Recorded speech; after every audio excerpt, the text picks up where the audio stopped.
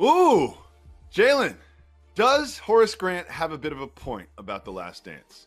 This is an exact science of why money can't buy love. And so many times we think winning and success and championships buy harmony, but in a lot of cases, it's just the opposite. And as an NBA alum, it's unfortunate for me to see that these successful gentlemen who accomplish so much aren't seeing eye to eye. But the one thing about doing a documentary or writing a book is there's a story to be told. And what's going to happen is you make people relive things from their past that are painful to them, in particular, sometimes around people. They could be family, friends, your neighbors that don't necessarily know that that happened.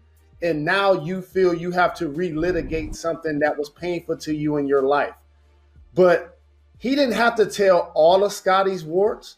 I agree with that. A couple of things could have got left out because that's his Robin, so to speak. But ain't no way to tell a story without having good characters and bad characters. And it's just unfortunate. But lastly, I'll have to admit, Jacoby, and tell me how you feel about this. As somebody that's produced the Fab Five doc, that's written a best-selling book, when you start to tell a story from beginning to end, there's going to be some casualties. There's going to be some people who are unhappy with how you told the story from your version. Of course, everybody remembers things different. You know what I mean? I think especially when you have a documentary like this, the main character is Michael Jeffrey Jordan. And he did multiple interviews, and he is the narrator that carries the narrative.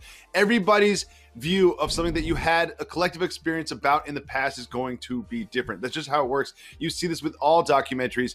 And the Horace Grant, he's not going to get the same screen time as Michael Jordan is over a course of 10 hours because it's about Michael Jordan. But one thing that you did mention, which I thought was interesting, is Horace Grant kind of took a little bit of a notice of how Scottie Pippen was treated, and Scottie Pippen himself hasn't really spoken about the documentary. Do you think Horace has a point that Scottie Pippen wasn't treated fairly in this project? I do, because, and we love Jason there, and I know he was telling MJ's story, and he did a terrific job. But what ends up happening is Scottie became collateral damage in the story because it exposed all of his warts to a new audience. Now he has to relitigate the pain, and this should be something that he's able to celebrate. Winning 6 championships, 1998 documentary out. Mm-hmm. He should be on every TV, every radio station, enthusiastic about this being out. So it's disappointing that he can't enjoy it. And as somebody that loves Scottie, he my OG. I got a chance to play against him in Chicago, and I told you how he felt that level of pain about it back then.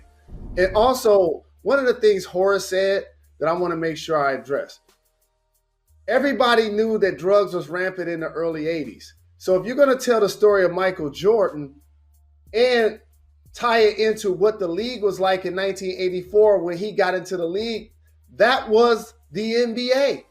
And the one thing MJ didn't do was name names. So everything to me that got said too much about Scottie, but it did happen for professional consumption. Same thing with Horace. Those things happen for professional consumption. He's not telling some stories off wax about things that they did. Well, Jalen, I mean, the legacy of all these Hall of Famers has been adjusted because of this documentary, but I care very little about that in comparison to how much I care about the pizza. And we have an update about the pizza that led to the flu You're going to get to the bottom of this, ain't you? We have a gentleman named Craig Fite who claims to be the man who delivered the pizza. Let's listen to the proposed pizza man. I was the only Bulls fan in the store. I was like, hey, I will make the pizza. And I remember saying this, I will make the pizza because I don't want any of you doing anything to it. The crap story that the guy said that there were 5 people. There was 2 of us, and I didn't even have that many people working. Obviously, the pizza has basically never left me. It's been around me the whole time. The next day, Costas comes up and says that he got food poisoning from pizza or whatever. So I said some colorful words. Craig Fite, who works at a Pizza Hut in Park City, he says he's a Bulls fan. He gets the call. He thinks it's going to be a Chicago Bull. I listened to all of his interviews. I know everything about Craig Fite. You know what? I kind of believe him, Jalen.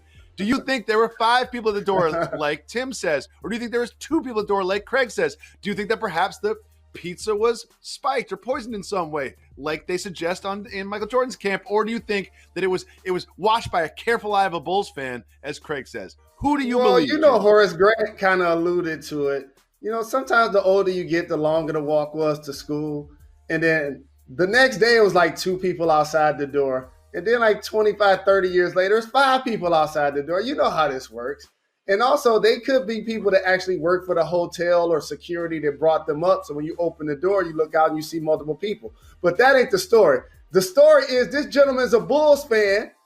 He was in Utah, and he wanted to make sure MJ or whoever got the pizza and nothing happened to it.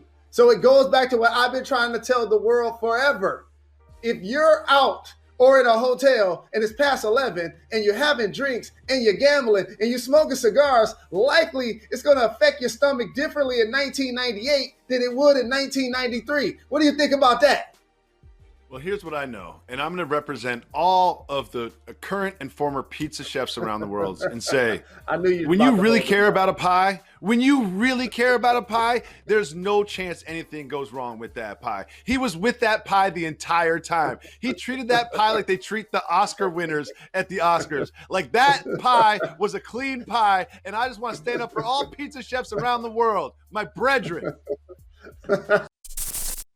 Thanks for watching ESPN on YouTube. For live streaming sports and premium content, subscribe to ESPN+.